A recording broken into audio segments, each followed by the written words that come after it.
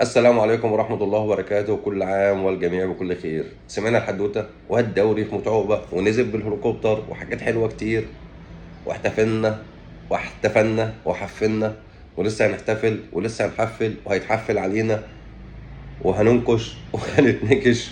وهي كده الكورة، محبين الكورة ما هي من غير شوية الشطة والبهارات ديت مش هيبقى فيها شغف ومتعة وحب يعني. ولكن عشان نكمل الحدوته محتاجين حاجات كتير قوي. تعالى الاول نقول الحدوته الاولانيه. الحدوته الاولانيه خلصت بمشاكل كتير جدا، سبب فيها او سبب رئيسي من ضمن الاسباب الرئيسيه فيها المجلس الحالي بقياده الاخ حسين لبيب ورفقاء او شركاء. تمام. سيادتك يا استاذ حسين لبيب جيت انت والمجلس الموقر وقلتوا احنا عارفين الاخرام وعارفين نسد الاخرام ازاي، فحضرتك بدل ما تسد الاخرام فشخت الملك، فشختها فشخ. تمام. تقريبا كل مشاكل ايقاف الكيد او المشاكل الكبيره في ايقاف الكيد بسبب مجلسكم الموقر.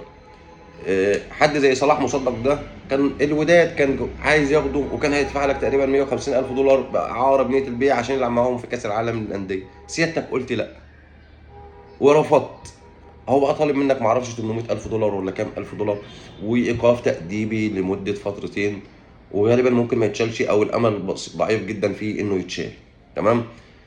مبدئيا كده ده هل هيحرمنا من المشاركه في دوري الابطال او اي حاجه؟ لا مش هيحرمنا، بس هيخلينا نخش الموسم الجديد بنفس الصفقات بنفس اللعيبه. تمام. ودي هتبقى مشكله كبيره. احنا اصلا كسبنا الدوري بشق الانفس والمنافسين ما كانوش مركزين معاك لدرجه ان انت ممكن هم ما كانوش شخصيا ما كانوش متوقعين انك تعمل كده او تاخد الدوري. ما كانش التركيز عالي قوي يعني. ولكن في بدايه الموسم الجديد هيبقى في منافسين. الاهلي وبيراميدز او بيراميدز والاهلي هيبقوا مركزين معاك جدا او مركزين مع نفسهم عشان اللي حصل في 2026 ما يتكررش معاهم في 2027. فسيادتك صلاح مصدق ده صفقه انت جبتها وانت السبب فيها. ابراهيم رضاي تقريبا غرامه تقريبا بمليون و600 الف دولار.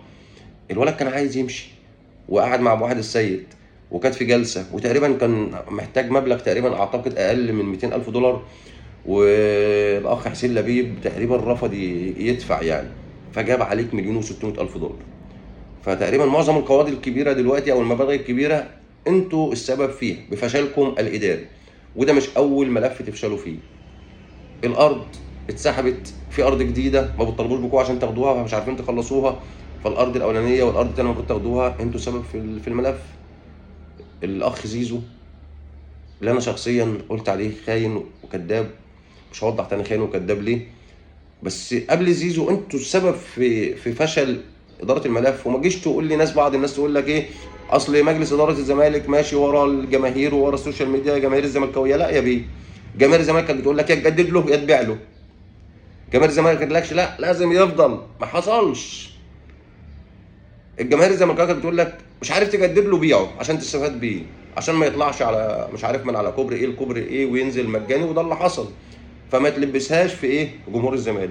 جمهور الزمالك يا بيه هدف في مدرجات ضد يانيك فريرا في اول موسم ان احنا مش عايزين يانيك فريرا يكمل، وحضرتك نزلت بيان ان يانيك فريرا مكمل وفضلت معاند الجمهور. محمد سيد ما كانش عايز يجدد، يانيك فريرا خلاه يشوط ضربه الجزاء وخليت الجمهور ينقلب عليه. فلا ما حدش يجي يقول لي اصل مجلس الاداره، لا هم فشله وفشله في ملفات كتير. ولو كانوا بيمشوا ورا الجماهير كانوا باعوا خلصوا صلاح مصدق ودوه الوداد وخلاص وخلصنا من القصه ديت. كانوا باعوا زيزو واستفدنا منه بفلوس. كان محمد السيد ما كانش يشارك غصب عنه، ما كانش يانيك فيريرا يكمل الفترات اللي كملها دي كلها او الماتشات اللي كملها دي كلها. فالمشاكل انتوا السبب فيها وانتوا مسؤولين عن حلها. تقريبا 90% من المصاريف ممدوح بيه عباس هو اللي شايلها. انتوا دوركم ايه؟ انتوا دوركم ايه؟ الزمالك او جماهير الزمالك عملت اللي عليها.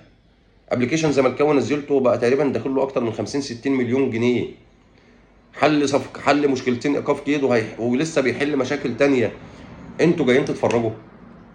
يعني انتوا جايين تضحكوا الناس علينا؟ تمام. الاهلاويه اللي بيحفلوا دلوقتي علينا وفرحانين وشمتانين فينا، او بلاش شمتانين فرحانين فينا وبيحفلوا علينا، حقهم يا بيه، جات لهم على وش رجليهم. مش احنا حفلنا عليهم؟ ودلوقتي هم شايفين ان ممكن الزمالك ما يشاركش في دوري الابطال، ولو شارك ممكن ما يعملش صفقات جديده بنفس التيم اللي جه وقع منك على اخر ماتشات في الدوري والكونفدراليه. كانش عندك بدله، فالعيال بتلعب بمسكنات، فكان المحصله انك ما خدتش الكونفدراليه وخدت الدوري بشق الانفس. تمام. فانت لو كملت كده في الدوري اللي جاي ودوري الابطال، ولا هتطول ده ولا هتطول ده. فالاهلاويه بيحفلوا علينا، حقهم يا بيحفلوا علينا، ما احنا برضو لما بتجي لنا حاجه على وش رجلينا برضو بندوس برضو وبنحفل يعني، ما هي الكوره كده. المهم نحترم بعض، لاننا في الاول والاخر كلنا اهل واصدقاء يعني. فعادي هم يحفلوا، يجي لنا واحده احنا نحفل وهي رايحه جايه، فعادي يعني حقهم يحفلوا. وانا بقول للاهلاويه حفلوا، حقكم انكم تحفلوا عادي يعني، احنا مش زعلانين يعني. احنا زعلانين من مجلس ادارتنا، ولكن انتوا حقكم تحفلوا. لما تجي لي واحده على وش رجلي زي ما جات لكم كده، انا هحفل انا كمان يعني.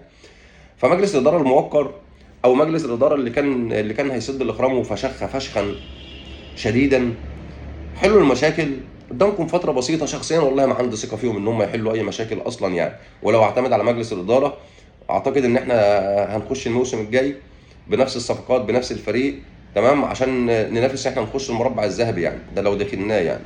تمام. ويا عالم هنخش دوري الابطال ولا لا. دوري الابطال ان شاء الله عندي امل كبير ان احنا نلعب فيه يعني. ولو ما دخلناش يعني، الله المستعان. الله المستعان. حلوا مشاكلكم يا بيه، مشاكلكم اللي انتوا السبب فيها. حاربوا على الارض يا بيه عشان تدخل عوائد للنادي. حاربوا ان انتوا تخلصوا الممر الملك فاروق اللي انتوا عملتوه في النادي عشان يدخل عوائد للنادي، عشان نخلص، عشان حتى لو استلفتوا من رجال الاعمال او خدتوا قروض عشان تحلوا مشاكلكم يبقى عندنا مداخيل نحل بيها.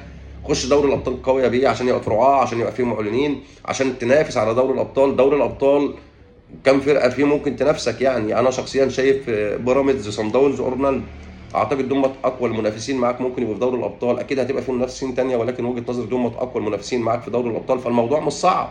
هتروح كاس عالم، هتلعب انت الكونتيننتال، هيخش لك في كاس العالم ممكن بس اشتراك في كاس العالم 10 مليون دولار ولا كام مليون دولار. كل ماتش ما اعرفش بكام، انت الكونتيننتال ما اعرفش كام، دوري الابطال كام. هتلاقي نفسك في محصلات دخلت لك اكتر من 20 مليون دولار. دوري الابطال مع كاس عالم مع سوبر افريقي مع انتر كونتيننتال مع وفرصه جات لكم على وش رجليكم يا بهوات. استغلها يا بيه. جات لك على وش رجلك ازاي؟ انتوا من فشل لفشل. لو حققتوا دوري الابطال ووصلتوا كاس عالم، خلاص الموسم الجاي بيخلص والسنه بتخلص وهتخشوا انتخابات.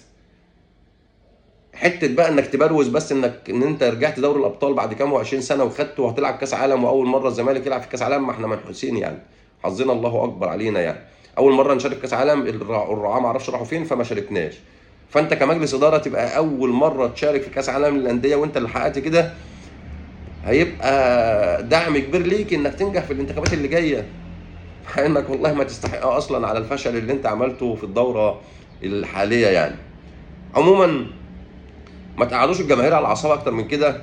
اطلعوا طمنوا الناس، قولوا ايه البلان او الخطه بتاعتكم، هتحلوا المشاكل دي ازاي قبل المهله. احنا بنتكلم في اقل من شهر، كام و20 يوم. اطلعوا قولوا للناس، حد يطلع يتكلم. ما هو احنا لما كنا بنكسب ماتشات كان كذا بيبي من حضراتكم بيطلع يخش في مداخلات يعني. وقت النجاحات بتظهروا، وقت الاخفاقات او وقت المشاكل كلكم بتداروا تحت الترابيزات وتحت الكنب وتحت الكراسي. اظهر يا بنت هو كده من كل واحد يعني، واخد له زنق كده، ولا واخد له حته كده متداري فيها. اطلع وكلم الناس، وده دورك. انت راجل اداري وفي مجلس اداره نادي كبير.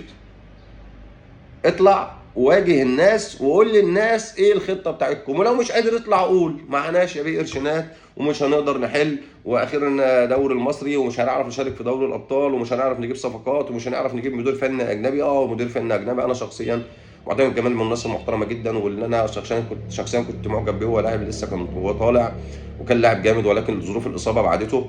محترم، خلوق، مؤدب، حاجات كتير جدا فيه، زملكاوي اصيل، كل حاجه. ولكن شخصيا اتمنى مدير فني اجنبي. كنت اتمنى جوميز او دي صبر. جوميز خلاص مضى في الخليج السعودي تقريبا. دي صبر مع الكونغو الله اعلم هيكمل معاهم ولا ما يكمل يعني اعتقد يعني مش شايف مدرب بنفس شخصيه وقوه دي صبر ودماغ وفكر دي صبر وجوميز يعني. عايزين مدير فني اجنبي يطور من اداء اللعيبه، يكتشف لعيبه جديده، يحقق بطولات. فبهوات حاولوا تسدوا الاخرام اللي انتوا كنتوا قايلين هتسدوها. انتوا ما عملتوش اي حاجه من اللي انتوا قلتوه.